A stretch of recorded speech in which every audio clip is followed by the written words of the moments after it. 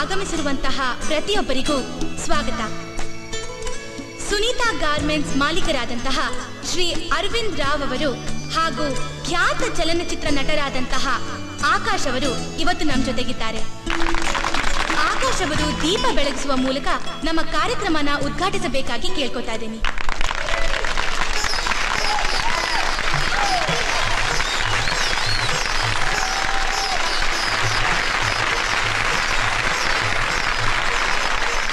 ಈಗ ಸುನೀತಾ ಗಾರ್ಮೆಂಟ್ಸ್ ನ ಕುಮಾರಿ ಗೀತಾ ಅವರಿಂದ ಪ್ರಾರ್ಥನೆ.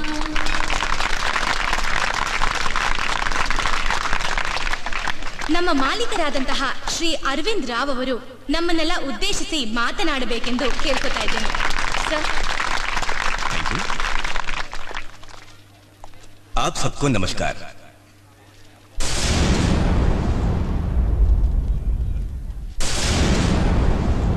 ಎಲ್ರಿಗೂ ನಮಸ್ಕಾರ. ನಾನು ಬಾಂಬೆಯವನಲ್ಲ, ಕನ್ನಡದವನೇ. ಇದು ನನ್ನ ತಾಯಿನೆಲ್ಲ. ಇಲ್ಲಿನ ಜನರ ಬಗ್ಗೆ, ಭಾಷೆಯ ಬಗ್ಗೆ ಅಭಿಮಾನ, ಪ್ರೀತಿ ಇರೋದ್ರಿಂದಲೇ ನಾನಿಲ್ಲೊಂದು ಗಾರ್ಮೆಂಟ್ ಫ್ಯಾಕ್ಟರಿನ ಪ್ರಾರಂಭ ಮಾಡಿದ್ದೆ. ಈ ಸಂದರ್ಭದಲ್ಲಿ ಒಂದು ಮುಖ್ಯವಾದ ವಿಚಾರವನ್ನ ನಾನು ನಿಮಗೆ ಹೇಳಬೇಕಾಗಿದೆ. ಇವತ್ತು ನೀವು ಕೆಲಸ ಮಾಡ್ತಿರೋ ಈ ಫ್ಯಾಕ್ಟರಿಯ ಜಾಗವನ್ನ ನನಗೆ ಮಾರಿದವರು ನಿಜವಾದ ಓನರ್ಗೆ ಮೋಸ ಮಾಡಿ ನನಗೆ ಮಾರಿದ್ದಾರೆ ಅಂತ ತಿಳಿತು. ಇವತ್ತು ನಿಮ್ಮೆಲ್ಲರ ಸಮಕ್ಷಮದಲ್ಲಿ ನಾನು ಹೇಳಬೇಕಾಗಿರೋದಿಷ್ಟೇ.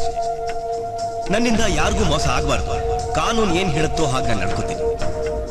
ಈ ಜಾಗನ ಬಿಟ್ಕೊಡು ಅಂತಂದ್ರೆ ನಾನು ತಕ್ಷಣ ಬಿಟ್ಕೊಡ್ತೀನಿ.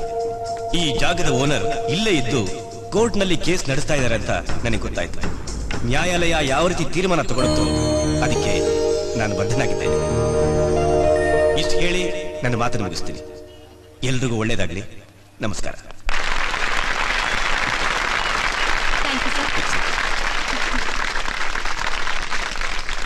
ನಮ್ಮ ಮಾಲೀಕರಾದಂತಹ ಶ್ರೀ ಅರವಿಂದ್ ರಾವ್ ಅವರಿಗೆ ಧನ್ಯವಾದಗಳು. ಈಗ ನಾವೆಲ್ಲರೂ ಕಾಯ್ತಾ ಇರುವಂತಹ ನಿಮ್ಮೆಲ್ಲರ ಅಚ್ಚುಮೆಚ್ಚಿನ ನಾಯಕ ನಟರಾದಂತಹ ಶ್ರೀ ಆಕಾಶ್ ಅವರು ನಮ್ಮನ್ನುದ್ದೇಶಿಸಿ ಮಾತನಾಡಲಿದ್ದಾರೆ.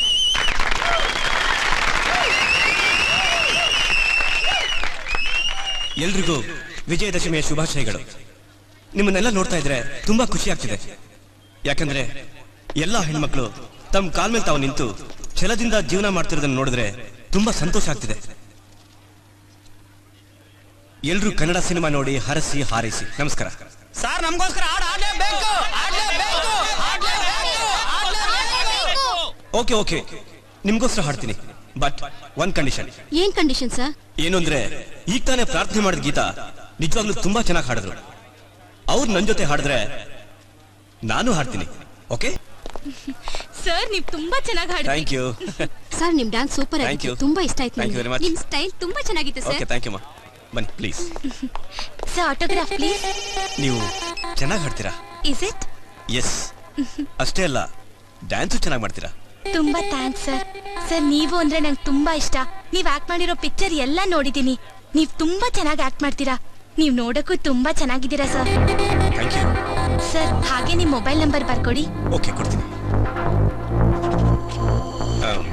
ನಾನು ಬಿಸಿ ಇದ್ದಾಗ ಕಾಲ್ ರಿಸೀವ್ ಮಾಡಲ್ಲ.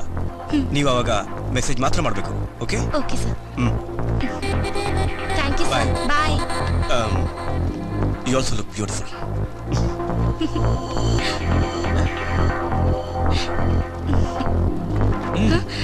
ತುಂಬಾ ಚೆನ್ನಾಗಿ ಹಾಡ್ದೆ ಕಣೆ. ಸೂಪರ್. ಸುಮ್ನೆ ಜಾಕ್ ಹಾಕ್ಬೇಡ.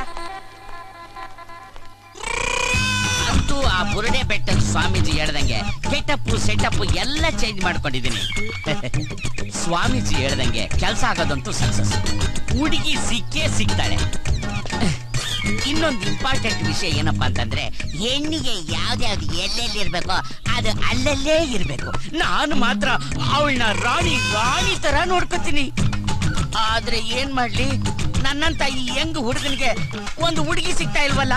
ಅಲ್ಲ, ನನ್ಗೆ ಏನ್ ಕಮ್ಮಿ ಆಗಿದೆ ಅಂತ ನಾನ್ ನೋಡಿದ್ರೆ ಮನ್ಮಥನ್ ತರ ಇದ್ದೀನಿ. ಇವತ್ತಿಂದನೇ, ಈಗ್ಲಿಂದನೇ ನನ್ನ ಲವ್ ಆಪರೇಷನ್ ಸ್ಟಾರ್ಟ್ ಮಾಡ್ತಾ ಇದ್ದೀನಿ. ನನ್ನ ಕಣ್ಣಲ್ಲಿರೋ ಮ್ಯಾಗ್ನೆಟ್ ಇಂದ 18ರಿಂದ 20 ವರ್ಷದ ಹುಡುಗಿರ್ನ ಎಳೆದು ಅಟ್ರಾಕ್ಟ್ ಮಾಡ್ಕೋತೀನಿ. ಯಾವ್ದಾದ್ರೂ ಒಂದು ಸಿಕ್ಕೇ ಸಿಗುತ್ತೆ. ಸೂಪರ್. ಯಾವ ಸೆಂಟ್ ಆಗ್ತಾಳಪ್ಪ, ಹಂಗೆ ಗಮ್ ಕೊಡ್ತಾವಳೆ. ಮುಖ ನೋಡಿದ್ರೆ 20 ಇರ್ಬೇಕು. ಈ ಹೆಂಗ್ ಬಾಯಿಗೆ ಕರೆಕ್ಟ್ ಮ್ಯಾಚಿಂಗ್. ಎಕ್ಸ್ಕ್ಯೂಸ್ ಮೀ, ಸ್ವಲ್ಪ ಕುಂಕುಮ ಕೊಡ್ತೀರಾ? ತಗೊಳ್ಳಿ. ಕುಂಕುಮ ಹಚ್ಕೊಂಡಿದ್ದಕ್ಕೆ ಬೇಜಾರ್ ಮಾಡ್ಕೊಂಡ್ರೇನೋ? ಯಾಕೆಂದ್ರೆ ತೀರ್ಥ ಕುಡ್ಕೊಂಡ್ಬಿಟ್ಟಿದ್ದೀರಾ, ಕೇಳಕ್ಕಾಗಲ್ಲ. ಕುಂಕುಮ ಕೈಯಲ್ಲಿ ಕಾಣಿಸ್ತಾ ಇದೆ, ಅದಕ್ಕೆ ಹಚ್ಕೊಂಡೆ. ಪರವಾಗಿಲ್ಲ ಬಿಡಿ ಅಂಕಲ್.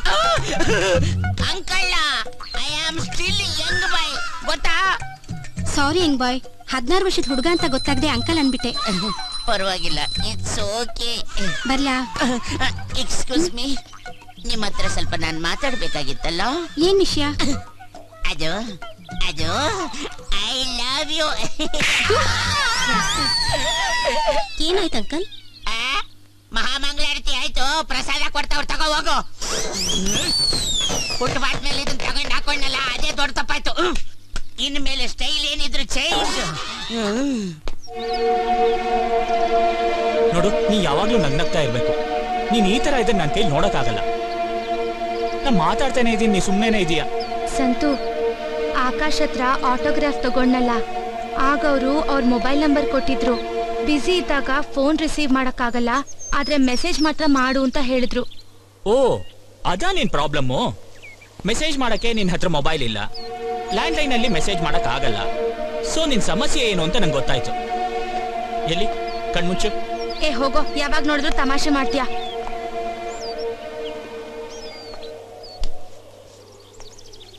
ಕಣ್ಮುಚ್ಕೊಳೆ. ಸರಿ. ಇಲ್ಲಿ ಕಣ್ಬಿಡು. ಮೊಬೈಲ್.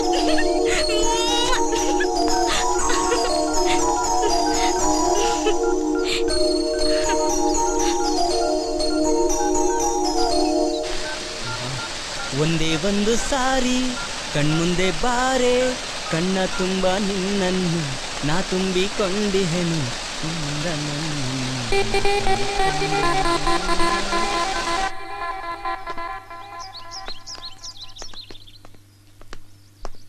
ಸರ್, ಡೈಲಾಗ್ ರೆಡಿನಾ ಸರ್? ಹೂನಯ್ಯ, ಈಗ ತಾನೇ ನೋಡ್ಕೊಂಡೆ. ಅದೇ ಅಕ್ಕ ಸತ್ತೋಗಿರ್ತಾಳೆ, ದುಃಖ ಸೀನು. ಹೌದು ಸರ್, ಗೊತ್ತು ಬಿಡು. ತುಂಬಾ ಫೀಲಲ್ಲಿ ಹೇಳ್ಬೇಕಲ್ವಾ? ಅಣ್ಣ, ಏನೋ ಮೆಸೇಜ್ ಐತೆ.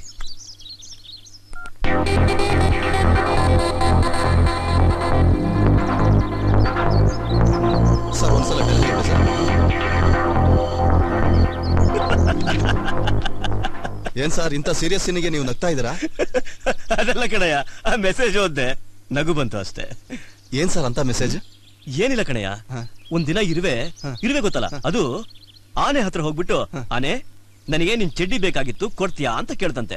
ಅದಕ್ಕೆ ಆನೆ ಹೇಳ್ತಂತೆ, ಹೇ, ನನ್ ಚಡ್ಡಿ ನಿನಗೆಲ್ಲ ಆಗುತ್ತೆ, ನೀನ್ ನೋಡಕ್ ಇಷ್ಟೇ ಇಷ್ಟಿದ್ಯಾ ಅಂತ ಹೇಳ್ತಂತೆ. ಅದಕ್ಕೆ ಇರುವೆ ಹೇಳ್ತಂತೆ, ಮಗಳ ಮದುವೆಗೆ ಟೆಂಟ್ ಹಾಕಕ್ ಬೇಕು, ನಾನು ಹಾಕೊಳ್ಳೋದಿಕ್ಕಲ್ಲ ಅಂತ. Super message. ಚೆನ್ನಾಗೈತೆ.